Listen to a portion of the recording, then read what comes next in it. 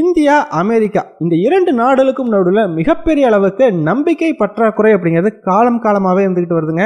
ஆனால் இதையெல்லாம் சரி பண்ணி ஓரளவுக்கு இந்தியா கிட்ட நெருங்கிறதுக்கு அமெரிக்காவுக்கு பார்த்தீங்கன்னா 25 வருஷம் பிடிச்சிருக்குது. ஆனால் அந்த 25 வருஷம் உழைப்பை வெறும் 6 மாசத்துல ட்ரம்ப் பார்த்தீங்கன்னா சுக்குநூறா நொறுக்கிட்டாருங்க. ஸோ இந்தியா மேல மேலும் அதிகப்படியான வரி அப்படிங்கிறத போட போறதா ட்ரம்ப் அறிவிச்சிருக்கா. அப்படி இந்த வீடியோவில் நம்ம என்ன பார்க்க போறோம் அப்படின்னா, ட்ரம்பினுடைய இந்த அறிவிப்புக்கு பின்னாடி இருக்கக்கூடிய காரணம் என்ன, உண்மையிலுமே அமெரிக்கா இந்தியா கிட்ட இருந்து என்னதான் எதிர்பார்க்குது அப்படிங்கிறத பார்க்க போறோம். கூடவே இந்த ஒரு விஷயத்துல இந்தியாவுக்கு ஆதரவா ரஷ்யா எப்படியெல்லாம் களமிறங்கி இருக்குது அப்படிங்கிறது ரொம்பவே டீட்டெயிலா இந்த ஒரு வீடியோல பார்த்தலாம். வீடியோவை லைக் பண்ணிக்கோங்க, சேனலை சப்ஸ்கிரைப் பண்ணிக்கோங்க. வாங்க வீடியோக்குள்ள போயிடலாம். அறிவோம் தெளிவோம் உறவுகளுக்கு அன்பான வணக்கங்கள்.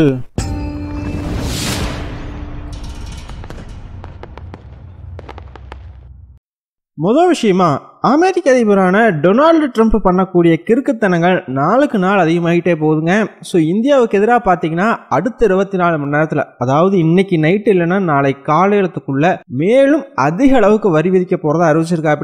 அப்படி ஒரு வேளை ட்ரம்ப் மட்டும் வரியை உயர்த்தினார் அப்படின்னா இந்தியாவுக்கு தான் இந்த உலகத்திலேயே அதிக அளவுக்கான வரி இருக்கிறதுக்கான வாய்ப்புகள் ரொம்பவே ஜாஸ்தியாக இருக்குதுங்க.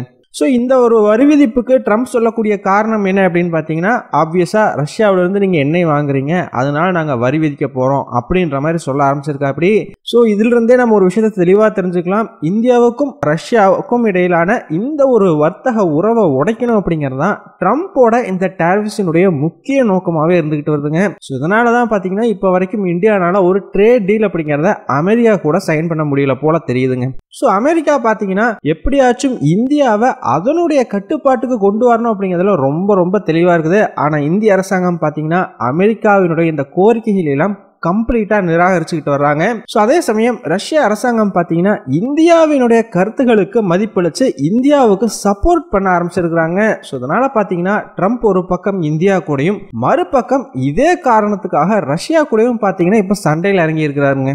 ஸோ ரஷ்யா கூட என்னப்பா சண்டை அப்படின்னு கேட்டிங்கன்னா, ஆக்சுவலாக இந்திய அரசாங்கம் இந்த மாதிரி ரஷ்யாவிலிருந்து எண்ணெய் வாங்குறதுனால நாங்கள் அதிக வரி போட போகிறோம் அப்படின்னு சொல்லிட்டு முதல் முறையாக ட்ரம்ப் அறிவித்த பொழுது ரஷ்யாவும் இந்தியாவும் எண்ணெய் பொறுத்த வரைக்கும் டெட் எக்கானமிஸ் மாதிரி, அதாவது அந்த நாடுகளுக்கு பொருளாதாரங்கிறதே ஒன்றும் கிடையாது, ரெண்டு பேரும் அப்படியே கீழே தான் போக போகிறாங்க அப்படின்ற மாதிரி ரொம்ப கடுமையான வார்த்தையை பயன்படுத்தி பேசியிருந்தாங்க. ஸோ இந்த மாதிரி இந்தியாவையும் ரஷ்யாவையும் டெட் எக்கானமிஸ் அப்படின்னு சொல்லி ட்ரம்ப் சொன்னதை ரஷ்யாவினுடைய துணை அதிபரான டிமிட்ரி மெத்வதேவ் பார்த்தீங்கன்னா கடுமையான கண்டனங்களோட ஒரு எதிர்ப்பு ஒன்றையும் தெரிவிச்சிருந்தா. அப்படி ஸோ அதில் என்ன சொல்லியிருந்தாருன்னு பார்த்தீங்கன்னா, எங்களுடைய பொருளாதாரத்தை இறந்து போன பொருளாதாரம் சொல்லி ட்ரம்ப் சொல்றாரு, ஆனால் இந்த மாதிரி இறந்து போன விஷயங்களுக்கு தான் பவர் ஜாஸ்தி அப்படிங்கிற மாதிரி சூசகமாக ஒரு விஷயத்த சொல்லியிருந்தாரு. ஸோ அதாவது பார்த்தீங்கன்னா ரஷ்யாவில் டெட் ஹேண்ட் அப்படின்னு சொல்லக்கூடிய ஒரு சிஸ்டம் இருக்குதுங்க. இந்த டெட் ஹேண்ட் அப்படிங்கிறது என்ன அப்படின்னு பார்த்தீங்கன்னா, ஒருவேளை ரஷ்ய அதிபருக்கோ இல்ல ரஷ்யாவுக்கு ஏதாவது ஒரு மிகப்பெரிய ஆபத்து ஏற்பட்டா உடனடியா அணு ஆயுதத்தை பயன்படுத்துறதுக்கான ஒரு சிஸ்டம் தான் பாத்தீங்கன்னா இந்த டெட் ஹேண்ட். ஸோ எப்படி எங்களோட டெட் ஹேண்ட் சிஸ்டம்க்கு பவர் ஜாஸ்தியோ அதே மாதிரி எங்களுடைய பொருளாதாரத்தினுடைய பவரும் ஜாஸ்தி அப்படிங்கிற மாதிரி ஒரு சூசகமான பாணியில டிமிட்ரி மெத்வதேவ் சொல்லியிருந்தார். ஸோ ரஷ்யாவினுடைய துணை அதிபர் இப்படி சொன்னதையுமே பார்த்தீங்கன்னா அமெரிக்க அதிபரான ட்ரம்ப் என்ன பண்ணியிருக்கணும், சரி ஓகே பதிலுக்கு பதில் பேசுறாங்க அப்படிங்கிற மாதிரி இதை விட்டுட்டு போயிருக்கணும், இல்லைன்னா இவங்க ஏதாச்சும் ஒரு பதிலடிங்க மாதிரி கொடுத்துருக்கலாம். ஆனால் ட்ரம்ப் என்ன பண்ணார் அப்படின்னு பார்த்தீங்கன்னா, அவங்களோட 2 நியூக்ளியர் சப்மரைன்ஸை ரஷ்யாவுக்கு எதிராக, அதுவும் அணு ஆயுதத்தை தாங்கி செல்லக்கூடிய அந்த சப்மரைன்ஸை ரஷ்யாவுக்கு எதிராக பொசிஷன் பண்ணியிருக்கிறதா ஒரு அறிவிப்பு ஒன்று வெளியிட்டாருங்க. இது மிக பெரும் பரபரப்பை ஏற்படுத்துச்சு. ஏன்னா ஒரு வாய்ப்பேச்ச ஒரு விஷயத்த, அதுவும் பார்த்தீங்கன்னா ஒரு சார்காஸ்டிக்கலா சொன்ன ஒரு விஷயத்த சீரியஸா எடுத்துக்கிட்டு இந்த மாதிரி சப்மரைன்ஸை கொண்டு போயிட்டு பொசிஷன் பண்ணியிருக்கிறோன்னு எச்சரிக்கை விடுறாங்களே, இது நல்லா இருக்கா அப்படின்ற மாதிரி ரஷ்யாவும் கடுமையான கண்டனங்கள் தெரிவிச்சிருந்தாங்க. அதோட ரஷ்யா நிறுத்தலைங்க. ரஷ்யா பார்த்தீங்கன்னா பதிலுக்கு அமெரிக்கா கூட போட்டிருந்த ஒப்பந்தம் 1987 பார்த்தீங்கன்னா இன்டர்மீடியட் ரேஞ்ச் மிசைல்ஸ் பற்றின ஒரு ஒப்பந்தம் போட்டிருந்தாங்க. இந்த ஒரு ஒப்பந்தத்தின்படி எந்த வகையான இன்டர்மீடியட் ரேஞ்ச் மிசைல்ஸையும் அமெரிக்காவோ ரஷ்யாவோ ஒருத்தர் நோக்கி ஒருத்தர் நிலை நிறுத்தக்கூடாது அப்படிங்கிறது இந்த ஒப்பந்தத்தினுடைய சாரம். ஸோ இந்த ஒரு ஒப்பந்தத்திலிருந்து நாங்கள் உடனடியாக வெளியேறப் போவதாக ரஷ்யா அறிவிச்சிட்டாங்க. ஸோ இதற்கான காரணமாக ரஷ்யா என்ன சொல்லியிருக்கிறாங்க அப்படின்னு பார்த்தீங்கன்னா, அமெரிக்க அரசாங்கம் நேட்டோ நாடுகள் அவங்களுடைய மிசைல்ஸ் எல்லாம் கொண்டு பிளேஸ் பண்றாங்க. சோ இந்த ட்ரீட்டியினுடைய நோக்கமே ஒருத்தரோட மிசைல் இன்னொருத்தரை ரீச் பண்ணக்கூடாது அப்படிங்கிறதுக்காக தான் இந்த ஒப்பந்தமே போடப்பட்டுச்சு. ஆனா அமெரிக்கா அதை டேக்கிள் பண்ணி அதுல ஒரு லூப் ஹோலை கண்டுபிடிச்சு இந்த மாதிரி அவங்க நாட்டில் தான் இன்டர்மீடியட் மிசைல்ஸ் ரஷ்யாவை நோக்கி நிலைநிறுத்தக்கூடாது, நேட்டோ நாடுகளில் கொண்டு ஷார்ட் ரேஞ்ச் மிசைல்ஸை கொண்டு நிறுத்தினா அதுவும் ரஷ்யாவுக்குள்ள போகும் இல்லையா, அது வந்து அந்த ஒப்பந்தத்துக்கு கீழே வராது. ஆனா ரஷ்யா மேல அமெரிக்கா நினைச்சா தாக்குதல் நடத்த முடியும் அவங்களோட மிசைல்ஸ் வச்சு. ஸோ இந்த மாதிரி ஒரு லூப் ஹோலை கண்டுபிடிச்சு அவங்க மட்டும் கொண்டு வந்து நேட்டோ நாடுகளில் இந்த மிசைல்ஸ் நிலைநிறுத்தலாமா? அது நியாயமா? ஸோ அதனால நாங்களும் இந்த ஒரு ஒப்பந்தத்திலிருந்து வெளியேற போறோம். எங்களுடைய இந்த இன்டர்மீடியேட் ரேஞ்ச் மிசைல்ஸும் அமெரிக்காவை நோக்கி நிலைநிறுத்தப்படலாம் அப்படிங்கிற ஒரு எச்சரிக்கையும் ரஷ்யா சார்பில் விடப்படுதுங்க. ஸோ யோசிச்சு பாருங்க, இந்த விஷயம் இவ்வளவு தூரம் பெருசானதுக்கு இந்தியாவுக்கும் அமெரிக்காவுக்கும் இடையிலான அந்த ஒரு மோதல் தாங்க காரணம். ஸோ அமெரிக்கா சொன்னதை இந்தியா கேட்கல. ஸோ இந்தியா வந்து கேட்டுருவாங்க, நம்ம வழிக்கு வந்துருவாங்கன்னு சொல்லி அமெரிக்கா நினைத்த பொழுது இந்தியா அப்படியெல்லாம் கிடையாது, என்னுடைய நாட்டோட இன்ட்ரெஸ்டையும் என்னோட எக்கனாமிக் செக்யூரிட்டியும் தான் நான் பார்ப்பனே தவிர மற்ற விஷயங்கள் எனக்கு முக்கியம் இல்லை அப்படிங்கிறத ரொம்ப தெளிவாக ஒரு ஸ்டேட்மெண்ட்ல வந்து சொல்லியிருந்தாங்க. இது அமெரிக்காவுக்கு ஒரு மிகப்பெரிய அதிர்ச்சியை கொடுத்துருச்சு அப்படின்னே சொல்லலாங்க. ஸோ எதனால் அப்படின்னு பார்த்தீங்கன்னா ரொம்ப சிம்பிளுங்க.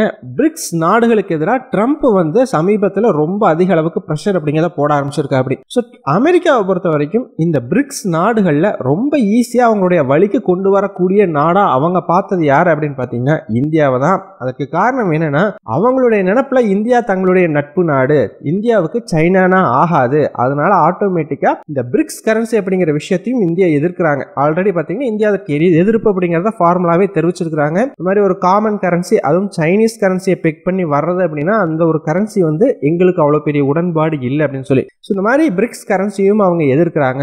ஸோ நம்ம பிரிக்ஸ் அமைப்புக்கு எதிராக ஏதாச்சும் ஒரு நடவடிக்கை எடுக்கணும், பிரிக்ஸை உடைக்கணும் அப்படின்னா அதை இந்தியா கிட்ட இருந்து ஆரம்பிச்சோம்னா ஈஸியா இருக்கும். ஸோ இந்தியாவுக்கு நம்ம கூட இருக்கிற அந்த நட்பை பயன்படுத்தி இந்தியாவை நம்ம வழிக்கு கொண்டு வந்துடலாம் அப்படின்ற ஒரு பகல் கனவை அமெரிக்கா வந்து கண்டுகிட்டு இருந்ததுங்க.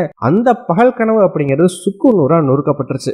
ஸோ என்ன நடந்திருக்கலாம் அப்படின்னு பார்த்தீங்கன்னா, இந்த பிரிக்ஸ் அமைப்பை விட்டு இந்தியாவை வெளியேற சொல்லி இந்த அமெரிக்காவுக்கும் இந்தியாவுக்கும் நடுவில் பேச்சுவார்த்தைகள்லாம் நடந்துச்சு இல்லையா அந்த வர்த்தகத்தை சார்ந்து, அப்போ அமெரிக்கா இந்தியா கிட்ட ஒரு கோரிக்கை வச்சிருக்கலாம், இந்த மாதிரி பிரிக்ஸை விட்டு நீ வெளியே வந்திருப்பா, உனக்கு நான் தேவையானதையெல்லாம் பண்றேன் அப்படின்னு சொல்லி. அதற்கு இந்திய அரசாங்கம் ஒரு மறுப்பு தெரிவிச்சிருக்கிறதுக்கான வாய்ப்புகள் ரொம்பவே ஜாஸ்தியா இருக்குதுங்க.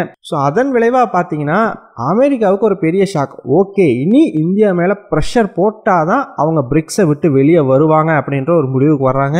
இந்தியாவை ப்ரெஷர் பண்ணணும், அதுக்காகவே இல்லாத காரணத்தையெல்லாம் தேடி கண்டுபிடிச்சு பார்த்தீங்கன்னா அமெரிக்கா இப்போ இந்தியா மேல ப்ரெஷர் போட ஆரம்பிச்சிருக்குதுங்க. ஸோ அந்த காரணம் தான் ரஷ்யா கிட்ட இருந்து வாங்கக்கூடிய இந்த கச்சா எண்ணெய். ஸோ ஆக்சுவலா அமெரிக்காவோட ஃபார்மர் அம்பாசிடரே பார்த்தீங்கன்னா ஒரு முறை தெளிவாக சொல்லியிருக்கா அப்படி, இந்த மாதிரி அமெரிக்காவும் ஐரோப்பிய நாடுகளும் சொல்லி தான் இந்திய அரசாங்கம் பெட்ரோலியத்தை ரஷ்யாவிலிருந்து இறக்குமதி பண்ணிக்கிட்டு இருக்கிறாங்க. ஸோ நாங்கள் வந்து ஓகே சொல்லிட்டோம், அதனால தான் அவங்க பண்ணிக்கிட்டு இருக்கிறாங்க அப்படின்னு சொல்லி. காரணம் என்ன அப்படின்னு பார்த்தீங்கன்னா, போற ஆரம்பித்த சமயத்தில் ரஷ்யாவினுடைய கச்சா எண்ணெய் மார்க்கெட்டுக்கு வரல அப்படின்னா ஆட்டோமேட்டிக்காக உலக அளவில் பெட்ரோல் விலை ஏறுவதற்கான வாய்ப்பு ரொம்ப ஜாஸ்தியாக இருந்தது. ஸோ அதனால் பார்த்தீங்கன்னா இந்தியா இந்த மாதிரி பெட்ரோலை வாங்கி அதை மற்ற நாடுகளுக்கு விற்றாங்க அப்படின்னா அதன் மூலமாக இந்த ஒரு விலை அப்படிங்கிறது ஒரு கட்டுப்பாட்டுக்குள்ள வைத்திருக்கப்படும். இதற்காக தான் பார்த்தீங்கன்னா இந்த பிரைஸ் கேப் பாலிசி அப்படிங்கிறது ஃபிக்ஸ் பண்ணப்பட்டுச்சு. நம்ம கூட இது அப்பெல்லாம் பார்த்தீங்கன்னா ரொம்பவே டீட்டெயில்டாக வீடியோஸில் சொல்லியிருந்தோம். இந்த மாதிரி மற்ற இயூவும் அமெரிக்காவும் இதற்கு சம்மதம் தெரிவித்து தான் இந்த ஒரு விஷயம் நடந்துகிட்டு இருக்குது அப்படின்னு சொல்லி. ஸோ இப்போ அவங்களே வந்து வாங்க சொல்லிட்டு இப்போ நீ வாங்காத அப்படின்னு வந்து சொன்னால் வந்து ஏற்றுக்கக்கூடிய ஒரு விஷயமா இல்லை இல்லையா? ஸோ அது மட்டும் இல்லை, ஐரோப்பிய நாடுகளும் அமெரிக்காவும் இன்னுமே ரஷ்யா கிட்ட இருந்து பல பொருட்களை வாங்கிட்டு இருக்காங்க. ஸோ இவங்க மட்டும் போயிட்டு சீப்பாக வாங்கிக்குவாங்களாம், மற்ற நாடுகள் வாங்கக்கூடாதான். ஸோ இதற்கு இந்தியா இப்போ எதிர்ப்பு தெரிவிச்சதையுமே உடனே வந்து பார்த்தீங்கன்னா அமெரிக்காவுக்கு ஓ எனக்கு எதிராகவே நீ பேசுறியா அப்படிங்கிற மாதிரி ஒரு ஈகோ ட்ரம்ப் மனசில் வந்துருச்சுங்க. ஸோ ஒரு கட்டத்தில் அமெரிக்க அரசாங்கம் பார்த்தீங்கன்னா அவங்க நாடுகளில் இருக்கக்கூடிய பத்திரிகை செய்திகளை வச்சு பொய் செய்திகளை அவங்களாவே பரப்ப ஆரம்பித்தாங்க. இந்த மாதிரி இந்தியாவில் இருக்கக்கூடிய பெட்ரோலை வாங்கக்கூடிய ஆயில் ரிஃபைனரிஸ் எல்லாம் ரஷ்யாவில் வாங்குறத நிறுத்திட்டாங்க அப்படின்னு சொல்லி இந்திய அரசாங்கம் உத்தரவிட்டுருச்சுன்னு. ஆனால் இந்திய அரசாங்கம் ரொம்ப தெளிவாக நாங்கள் அப்படியெல்லாம் எந்த உத்தரவும் போடலப்பா அப்படின்னு சொல்லி அமெரிக்காவுக்கு ஒரு பதிலடி அப்படிங்கிறத கொடுத்தாங்க. ஸோ அதோட நிறுத்தலைங்க. இந்த மாதிரி எங்களுடைய எக்கனாமிக் செக்யூரிட்டிக்கும் நேஷனல் இன்ட்ரெஸ்ட்டுக்கும் எது முக்கியமோ அதை நாங்கள் பண்ணுவோம், யார் சொன்னாலும் அங்கே வாங்குறது எங்களுக்கு சீப்பாக இருந்துச்சுன்னா நாங்கள் அங்கே தான் வாங்குவோம், அதை யாருனாலையும் தடுத்து நிறுத்த முடியாது அப்படிங்கிறத ரொம்ப சாஃப்டாக ஸ்வீட்டாக அமெரிக்காவுக்கு வந்து இந்திய அரசாங்கம் சொல்லியிருந்ததுங்க. ஸோ உடனடியாக பார்த்தீங்கன்னா அமெரிக்க அரசாங்கம் இந்த மாதிரி நான் 25% மேலே உனக்கு வரி போட போகிறேன், இன்னும் 24 மணி நேரத்தில் அந்த அதிகபட்ச வரி அப்படிங்கிறத இந்தியா மேலே போடப்படுங்கிற ஒரு அறிவிப்பு வந்ததையுமே இந்தியன் ஆர்மியினுடைய ஈஸ்டர்ன் கமாண்ட் பார்த்தீங்கன்னா ஒரு ட்வீட் ஒன்று போடுறாங்க. அந்த ட்வீட்டில் அமெரிக்க அரசாங்கம் 1971 இந்தியாவுக்கும் பாக்குக்கும் நடந்த போரில் எப்படி பாக்குக்கு ஹெல்ப் பண்ணுச்சு அப்படிங்கிற ஒரு விஷயத்த ஒரு ஸ்கிரீன்ஷாட் மாதிரி அப்போதைய ஒரு நியூஸ் பேப்பர் வந்து ஷேர் பண்ணியிருந்தாங்க. ஸோ இது பார்த்தீங்கன்னா இன்டைரக்ட் ஹிட் மாதிரி, அதாவது அமெரிக்காவுக்கு ரஷ்யா எதிரி அப்படிங்கிறதுனால நம்ம ரஷ்யா கூட வர்த்தகம் பண்ணக்கூடாதுன்னு சொல்லி அமெரிக்கா சொல்லுது. ஆனா இந்தியாவுக்கு பாகிஸ்தான் எதிரி அப்படின்னு தெரிஞ்சு கூட 1971 போர்ல மிகப்பெரிய அளவுக்கு அமெரிக்கா அவங்களுக்கு ஹெல்ப் பண்ணுச்சு. இப்ப வரைக்கும் ஹெல்ப் பண்ணிக்கிட்டு இருக்குது அப்படிங்கிறத இன்டைரக்டா சொல்லி காட்டியிருந்தாங்க. ஸோ இதனால் பார்த்தீங்கன்னா இந்தியா இந்த விஷயத்திலிருந்து பின்வாங்கிற மாதிரி தெரியலைங்க. இதனால் இந்த 2 நாடுகளுக்கும் இடையிலான மோதல் அப்படிங்கிறது உச்சகட்டத்தை நோக்கி நகர ஆரம்பிச்சிருக்குது. ஸோ இது இனி எப்படி போகும், இந்த டேரிஃப்ஸ் அப்படிங்கிறது முடியுமா, ட்ரம்ப் பின்வாங்குவாரா அப்படிங்கிறத நம்ம பொறுத்திருந்து தான் பார்த்தாகணும். ஸோ ஃபைனலாக நீங்கள் என்ன நினைக்கிறீங்க, இந்த ஒரு வர்த்தக போர்லேருந்து ட்ரம்ப் பின்வாங்குவாரா, இல்லை அப்படின்னா இந்திய அரசாங்கம் ஏதாச்சும் ஒரு சில விஷயங்களை விட்டு கொடுக்க வேண்டியது இருக்குமா? உங்களுடைய கருத்துக்கள் என்ன அப்படிங்கிறத மறக்காம கமெண்ட்ஸ் சொல்லுங்கள். நன்றி.